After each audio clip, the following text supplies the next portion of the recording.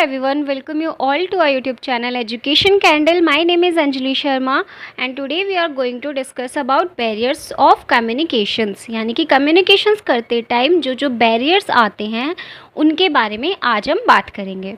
तो चलिए ये वीडियो स्टार्ट करते हैं और एक एक करके इनको समझ लेते हैं। इसे स्टार्ट करने से पहले सबसे पहले हम ये समझ लेते हैं कि जो कम्युनिकेशन है वो क्या होती है। ये मैंने हमारी प्रीवियस वीडियो में आपको बताया हुआ है कि कम्युनिकेशन क्या होता है।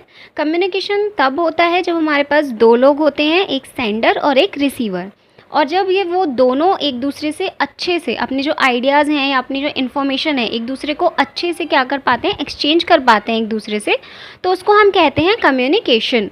यानी कि अगर सेंडर अपनी कोई इन्फॉर्मेशन रिसीवर तक भेजना चाह रहा है और अगर उस रिसीवर ने उस जो इन्फॉर्मेशन है उसको रिसीव कर लिया तो आप कहेंगे कि वहाँ पे कम्युनिकेशन हो रहा है। लेकिन अगर ऐसा हो कि सेंडर जो अपनी इन्फॉर्मेशन है वो भेज रहा है लेकिन जो रिसीवर है वो उसे रिसीव ही नहीं कर पा रहा, तो वहाँ पे हम क्या कहते हैं कि हमारी कम्युनिकेशन में कुछ ना कुछ दिक्कत आ गई है, यानी कि हमारा कम्युनिकेशन जो है वो ठीक से नहीं हुआ। तो हम यही जानेंगे आज कि जब हमने जो सेंडर है उसने जो इन्फॉर्मेशन है वो दी लेकिन रिसीवर उसको रिसीव नहीं कर पाया तो वो किन वजह से होता है, यानी कि जो बैरियर्स होते हैं उनमें वो क्या क्या होते हैं वो हम डिस्कस करने वाले हैं आज की इस वीडियो में। तो चलिए अब शुरू करते हैं। यहाँ पे आपकी स्क्रीन पे आपको एक चार्ट दिखाया जा रहा है जहाँ पे हमने जो बैरियर्स हैं उनको क्लासीफाई किया हुआ है 5 टाइप्स में। तो सबसे पहला जो है वो है फिज़िकल बैरियर्स, देन आता है आपका semantic barriers, organisational barriers, socio psychological barriers and interpersonal barriers. तो अब हम इन सबको एक एक करके डिस्कस करेंगे कि ये जो हमारे बैरियर्स हैं इनमें क्या क्या सब टॉपिक्स आते हैं। सबसे पहले बात करेंगे हम फिज़िकल बैरियर्स की। फ़िज़िकल बैरियर्स क्या होते हैं? फ़िज़िकल बैरियर्स वो होते हैं जो आपको फ़िज़िकली अफेक्ट करते हैं, जिससे कि आप अपनी जो कम्युनिकेशन है वो ठीक से नहीं कर पाते। अब इसमें आपके कुछ टाइप्स आ जाते हैं। जैसे सबसे पहले हम बात करते हैं नॉइज़ की। नॉइज़ सबसे बड़ा बैरियर होता है फ़िज़िकल में। जब हम फ़िज़िकल बैरियर्स की बात करते हैं तो वहाँ पे सबसे ज़्यादा जो इफ़ेक्ट करती है हमें वो होती है नॉइज़। जब हम किसी से बात कर रहे हैं और वहाँ पे शोर हो रहा हो तो हम कैसे अपनी जो इन्फॉर्मेशन है वो रिसीवर तक भेज पाएंगे। अगर मैं ही आपको कुछ समझा रही हूँ, ये चीज़ें एक्सप्लेन कर रही हूँ, अभी मैं जहाँ बैठी हूँ वहाँ पे काफ़ी क्या है, शांति है, लेकिन अगर यहाँ पे शोर होने लगे या मैं रोड पे जाके वीडियो बनाने लगूँ तो वहाँ पे क्या होगा, बहुत ज़्यादा जो हमारा रश होता है वो होता है, तो वहाँ पे बहुत ज़्यादा वो नॉइज़ होगी, बहुत ज़्यादा आवाज़ें आएंगी, जिसकी वजह से मैं जो आपको एक्सप्लेन करना चाह रही हूँ या अपनी इन्फॉर्मेशन जो आप तक भेजना चाह रही हूँ वो आप रिसीव नहीं कर पाएंगे। नेक्स्ट आता है आपका एनवायरनमेंट। तो एनवायरनमेंट की जैसे मैंने आपको बात करी कि अभी जहाँ मैं बैठी हूँ वहाँ का एनवायरनमेंट बहुत ही शांत है, बहुत ही अच्छा है, तो यहाँ पे मैं क्या कर रही हूँ, अच्छे से अपनी इन्फॉर्मेशन आप तक भेज पा रही हूँ। लेकिन वहीं अगर मैं ऐसे इन्वायरमेंट में हूँ जहाँ का जो नॉइज़ है वहाँ पे बहुत ज़्यादा है, या फिर मैं ये भी कह सकती हूँ कि जहाँ के लोग जो हैं वो रिसीव ही नहीं करना चाह रहे हैं मेरी बातें, यानी कि मैं एक ऐसे इन्वायरमेंट में चले जाऊँ जहाँ मैं चाहती हूँ कि मैं अपनी इन्फॉर्मेशन दूसरों तक पहुँचाऊँ, लेकिन जो सामने वाला है वो चाह ही नहीं रहा कि मैं कि वो रिसीव करे उस इन्फॉर्मेशन को या उस न्यूज़ को जो मैं उसे देना चाह रही हूँ। ठीक है, तो ये हमारा इन्वायरमेंट का हो गया बैरियर्स। नेक्स्ट आता है डिफेक्ट ऑफ चैनल, मीडियम और मीडिया। यानी कि मान लीजिए मैं आपसे अभी बात कर रही हूँ सोशल मीडिया के थ्रू, ठीक है, तो वहाँ पे क्या हुआ कि मैंने आपको कोई मैसेज दिया या कोई भी इन्फॉर्मेशन आप तक सेंड की, लेकिन आपका जो इंटरनेट है वो ठीक से नहीं चल रहा है ना, या फिर मेरा इंटरनेट ठीक से नहीं चल रहा, कुछ भी हो सकता है, हमारे नेट में कुछ प्रॉब्लम हो या फिर जो सोशल मीडिया हम यूज़ कर रहे हैं वहाँ पे कुछ एरर आ रहा हो, तो हमारी जो इन्फॉर्मेशन है वो आपस में एक्सचेंज ही नहीं हो पा रही है। तो वहाँ पे भी क्या हुआ, हमारी जो कम्युनिकेशन थी वो नहीं हो पाई। और उसका कारण क्या था, उसका रीज़न क्या था, सोशल मीडिया। क्यों? क्योंकि वहाँ पे डिफ़ेक्ट था, जो हमारा चैनल है उसी में ही डिफ़ेक्ट था, जिसकी वजह से हम ठीक से कम्युनिकेशन नहीं कर पाए, अपना जो मैसेज है वो दूसरे तक नहीं पहुँचा पाए। तो ये होते हैं हमारे फिज़िकल बैरियर्स। नेक्स्ट आता है आपका इनएडुकेट फैसिलिटीज़, यानी कि अपर्याप्त फैसिलिटीज़। जब आपके पास जो फैसिलिटीज़ हैं वो भी ठीक ना हो तो भी आप ठीक से कम्युनिकेशन नहीं कर पाएंगे। जैसे कि मैंने आपको चैनल्स का डिफ़ेक्ट बताया कि वहाँ पे सोशल मीडिया में कोई एरर आ रहा है या फिर नेट नहीं चल रहा है, वैसे ही हमारा ये भी होता है कि हमारी फैसिलिटीज़ हमें ठीक से नहीं दी गई हैं, यानी कि हमें फ़ोन अच्छा नहीं दिया हुआ है। जैसे कि अभी हम एंड्रॉयड यूज़ करते हैं, वहीं अगर हम दोबारा से नोकिया के पास चले जाएँ तो वहाँ पर क्या होगा, हम उसे नहीं ठीक से यूज़ कर पाएंगे। और नोकिया ही नहीं, ऐसे बहुत सारे फ़ोन हैं जो कि ठीक से काम नहीं करते हैं। इनफैक्ट आपका भी जो फ़ोन है एंड्रॉयड भी है, अगर ये हैंग होने लगे तो ठीक से काम नहीं कर पाएगा, है ना। तो वहाँ पे भी क्या होगा, आपका कम्युनिकेशन ठीक से नहीं बन पाएगा। वैसे ही अगर आपके पास ईमेल ना हो, तो आपको किसी को कोई चीज़ है जो आपको किसी को सेंड करनी है, मान लीजिए कोई पीडीएफ है जो आप चाहते हैं कि मैं मेल के थ्रू भेजूँ, तो बाकी लोगों के पास तो मेल है लेकिन आप उस मेल का यूज़ ही नहीं कर पा रहे हैं, तो वहाँ पे भी क्या हुआ, आपके पास फैसिलिटीज़ नहीं हुई पूरी तरह से। ऐसे ही आपके पास फैक्स हो गया और ऐसी बहुत सारी चीज़ें जो कि आपको क्या कर रही हैं, एक इफ़ेक्टिव कम्युनिकेशन से रोक रही हैं, यानी कि आपका जो काम है वो ठीक से नहीं करने दे रही हैं। तो वो सब क्या होती हैं, फिज़िकल बैरियर्स होते हैं, क्योंकि वहाँ पे आपको क्या किया, भौतिक रूप से आपको रोका जा रहा है अपनी कम्युनिकेशंस के लिए, है ना। जैसे नॉइज़ हो गई, उसमें तो आपकी कोई गलती नहीं है कि वहाँ पे इतना शोर हो रहा है, या तो ये हो कि आप कहीं और चले जाएं, लेकिन ऐसा भी तो हो सकता है ना कि आपको किसी को जाके वहाँ पे कोई बात बतानी है। अब आप किसी को कुछ बताने के लिए वहाँ गए, तो वहाँ आप उससे ये तो नहीं कह सकते ना कि यहाँ से उठिए चलिए कहीं और जाके बात करते हैं। बहुत सारी जगह होती हैं जहाँ हम ऐसा नहीं कह पाते, तो वहाँ पे अगर आपको अपनी बातें बतानी है तो वहाँ पे क्या हुआ, बैरियर्स आ गए, फिज़िकल बैरियर्स आ गए। ऐसे ही हमारे इन्वायरमेंट के साथ होता है, या फिर आपका जो चैनल है उसी में ही डिफ़ेक्ट हो, या फिर आपके पास फैसिलिटीज़ पूरी ना हो, तो ये सब किस में आते हैं, हमारे फिज़िकल बैरियर्स में आते हैं। ओके, नेक्स्ट आते हैं हम सिमेंटिक बैरियर्स में कि ये क्या होते हैं, अब ये जान लेते हैं। लैंग्वेज इज़ यूज्ड केयरलेसली में work as communication barrier. Words, whether spoken or written, have their own literal meaning. For example, the word as meaning donkey that stand for foolishness. It means कि जो आपकी language होती है उसमें आप कैसे words use कर रहे हैं वो भी आपके कम्युनिकेशन बैरियर्स होते हैं। ठीक है, यहाँ पे आपको एग्जांपल दिया गया है कि एक वर्ड होता है एज, जिसका मीनिंग होता है डोंकी यानी कि गधा, और वहीं हम उसे ऐसे भी यूज़ कर सकते हैं कि आप मूर्ख हो। ठीक है, तो अगर आप किसी इंसान को डायरेक्ट बोलो कि तुम गधे हो और वहीं तुम किसी को बोलो या कि आप मूर्ख हो, तो क्या है, दोनों में बहुत फ़र्क है ना। जब आपने किसी को गधा बोला तो उसको बहुत इंसल्ट फील हुई, वहीं अगर आपने किसी को ये बोला कि आप भाई बहुत ही मूर्ख हो, तो वहाँ पे उसको उतनी इंसल्ट फील नहीं होगी। उसे ये लगेगा कि हाँ कुछ काम है जो मुझे नहीं आता जिसकी वजह से उसने मुझे ऐसा बोला है। लेकिन अगर आप किसी को ऐसे बोलते हो कि तुम गधे हो, तो वो एक इंसल्टिंग वे हो जाता है। तो आपने वहाँ पे क्या किया, जो आपके वर्ड थे वो आपने ठीक से चूज़ नहीं किए। और ये सिर्फ बोलने में ही नहीं होता, ये लिखने में भी होता है। ऐसी बहुत सारी चीज़ें होती हैं जब हम डायरेक्ट किसी को बोल के बात नहीं कर सकते, हमें वहाँ क्या करना होता है, लिखना होता है। जैसे आपकी एप्लीकेशंस हो गई, लेटर्स हो गए, ईमेल्स हो गए, वहाँ पे आप बोलते नहीं हैं लेकिन वहाँ पे आप क्या करते हैं, लिखते हैं।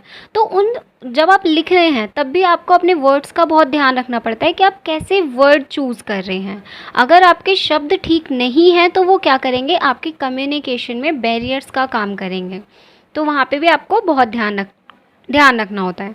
तो ये होते हैं हमारे सिमेंटिक बैरियर्स। अब आते हैं नेक्स्ट पे। सो नेक्स्ट आता है हमारा ऑर्गेनाइजेशनल बैरियर्स। ऑर्गेनाइजेशनल बैरियर्स क्या होते हैं, all internal barriers which arise out of organisational policies, culture, rules and regulation are called organisational barriers. यानी कि ऐसे जो भी हमारे बैरियर्स होते हैं जो कि ऑर्गेनाइजेशन की वजह से आते हैं, चाहे उनकी पॉलिसीज़ हो या चाहे उन्होंने वहाँ पे जो रूल्स और रेगुलेशंस बनाए हुए हैं उनकी वजह से हो, या जहाँ हम काम कर रहे हैं वहाँ के इन्वायरमेंट की वजह से हो। मीन्स कि ये सब क्या है, ऑर्गेनाइजेशनल में हम किस चीज़ की बात करेंगे, ये तो हमें नाम से ही पता चल रहा है ऑर्गेनाइजेशन की, कि ऑर्गेनाइजेशन में जब हम कहीं जॉब कर रहे हैं तो हमारे ऑफिस में कैसा इन्वायरमेंट है उस पर भी डिपेंड करते हैं हमारे कम्युनिकेशन। क्योंकि अगर ऐसा हो कि आपके ऑफिस में ऐसा रूल है कि किसी को बात नहीं करनी है आपस में, या फिर अगर हम ये कहें कि हमसे कोई बड़ा है तो हम उससे बात नहीं कर सकते, लेकिन वहीं आपको कोई चीज़ है जो उन्हें समझानी है, तो आप क्या करेंगे, वहाँ के जो रूल्स और रेगुलेशन है वो इतने ज़्यादा उन्होंने रिजिड बनाए हुए हैं कि आप ठीक से बात ही नहीं कर सकते सामने वाले से। तो वहाँ पर भी क्या हो रहा है, आपके कम्युनिकेशन में बैरियर्स आ रहे हैं। तो ऑर्गेनाइजेशन में जो बैरियर्स आते हैं उन्हें हम कहते हैं ऑर्गेनाइजेशनल बैरियर्स। इसके भी कुछ टाइप्स होते हैं, यानी कि इसके बारे में भी अब हम डिस्कस कर लेते हैं कि इनमें कौन कौन सी ऐसी चीज़ें होती हैं जो हमें इफ़ेक्टिव कम्युनिकेशन से रोकती हैं ऑर्गेनाइजेशन में। सो इसमें सबसे पहले आता है रिस्ट्रिक्टिव एनवायरनमेंट। जैसे कि मैंने आपको बताया कि अगर वहाँ का इन्वायरमेंट ही इतना ज़्यादा उन्होंने रिस्ट्रिक्टिव बना रखा हो कि आप एक दूसरे से खुल के बात ही नहीं कर सकते, तो आप कैसे अपनी बात दूसरे को समझा सकते हैं। अगर आप ये मान लीजिए, अगर आप क्लासरूम में हैं, वहाँ पे आपके टीचर आपको कुछ समझा रहे हैं, अगर वो टीचर ऐसे हैं कि उन्हें बिल्कुल पसंद ही नहीं है कोई बच्चा कुछ बोले, तो क्या आप खड़े होकर उनसे क्वेश्चन कर पाएंगे? ऐसा हो कि वो इतने ज़्यादा स्ट्रिक्ट हैं कि अगर आपने उनसे कुछ क्वेश्चन पूछा तो वो आपको क्वेश्चन का आंसर दें या ना दें, लेकिन आपको डांट ज़रूर देंगे कि जब मैंने एक बार समझाया तो तुम्हें समझ क्यों नहीं आया।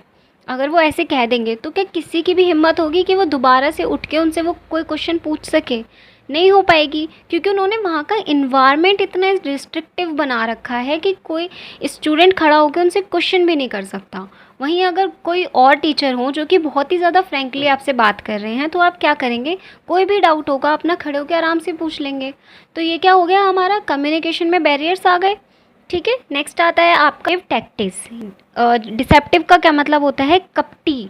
मतलब कि जो ऐसा होता है ना कि बहुत पॉलिटिक्स खेलते हैं, ऐसा होता है हमारे साथ भी कि जब हम काम कर रहे हैं कहीं पे, तो वहाँ पे हम कहते हैं कि इनसे बात मत करो, इनकी अलग ही पॉलिटिक्स चलती है। तो वो वाला यहाँ पे जो इसका मीनिंग है वो उस चीज़ से है कि आपकी कोई पॉलिटिक्स चल रही है। अगर कहीं आप जहाँ काम कर रहे हैं, अपने ऑफिस में या अपने किसी भी ऑर्गेनाइजेशन की अगर हम बात कर रहे हैं, वहाँ पे अगर कोई भी एक किसी भी तरह की पॉलिटिक्स चलती है, तो वहाँ पे भी क्या होता है, हमारा मन हटने लगता है काम से, है ना।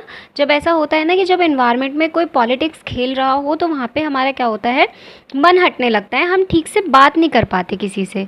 या फिर कुछ लोग ऐसे होते हैं जो अपने आप को ओवर स्मार्ट समझने लगते हैं और वो सोचते हैं सामने वाला इंसान पागल है, तो हम क्या कर सकते हैं, ईज़िली उसको बेवकूफ़ बना सकते हैं। तो ये क्या है, ये भी तो हमारे कम्युनिकेशन को रोक रहा है ना, क्योंकि हमें पता है कि सामने वाला ओवर स्मार्ट है, तो क्या हम चाहेंगे कि उससे जाके बात करें? अगर ऐसा है कि आप फ्री हैं तो आप जाके उससे दिमाग मारने के लिए तैयार हैं, लेकिन अगर आप काम में बिज़ी हैं तो आप क्या चाहेंगे कि हम जाके उससे कुछ बात करें? क्योंकि वो ऐसा रिएक्ट करता है, मतलब हमेशा कुछ ना कुछ पॉलिटिक्स खेलता रहता है सामने वाला इंसान। तो वहाँ पे हम क्या करने लगते हैं, उस इंसान से बचने लगते हैं।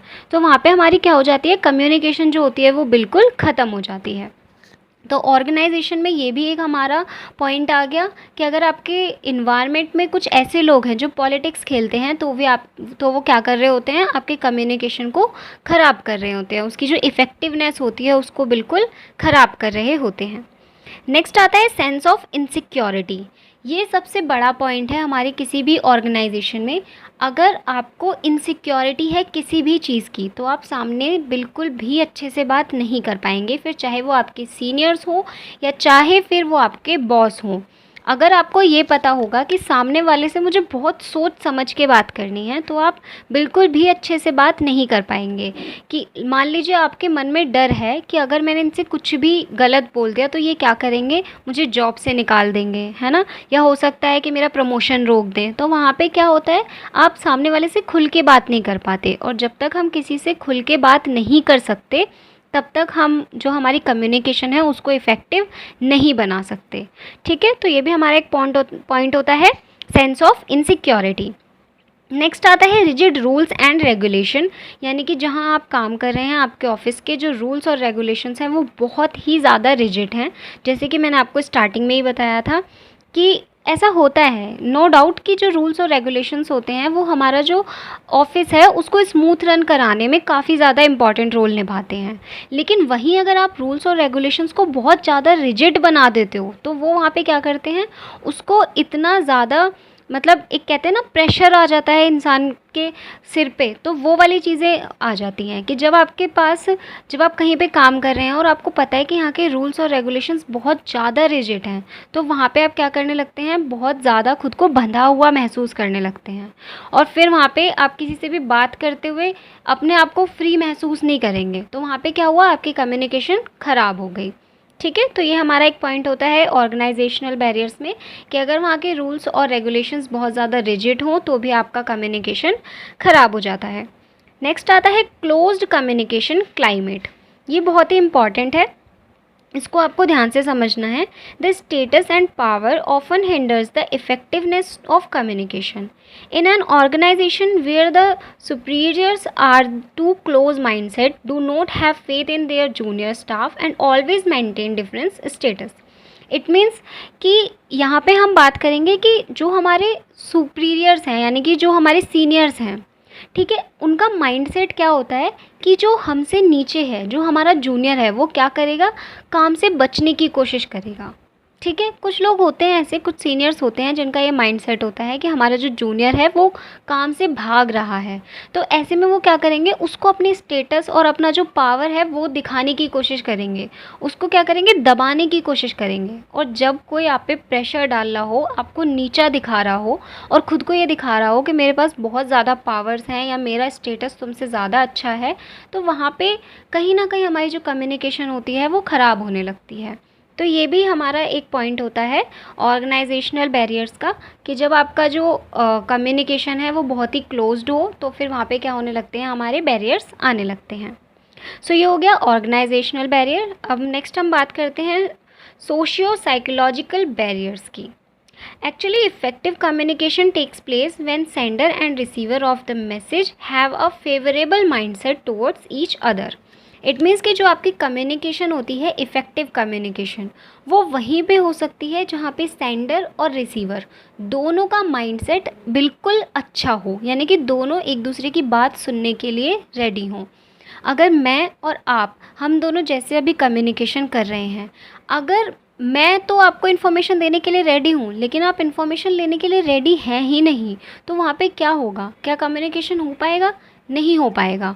वहीं अगर मैं इन्फॉर्मेशन देने के लिए रेडी हूँ और आप लेने के लिए रेडी हैं, तो वहाँ पे हमारा कम्युनिकेशन बहुत ही ज़्यादा इफ़ेक्टिव तरीके से होगा। तो यही हमारे इसमें बताया गया है कि जो हमारे साइकोलॉजिकल बैरियर्स होते हैं वो क्या क्या होते हैं। साइकोलॉजिकल बैरियर्स में आता है attitude, emotions and resistance to change.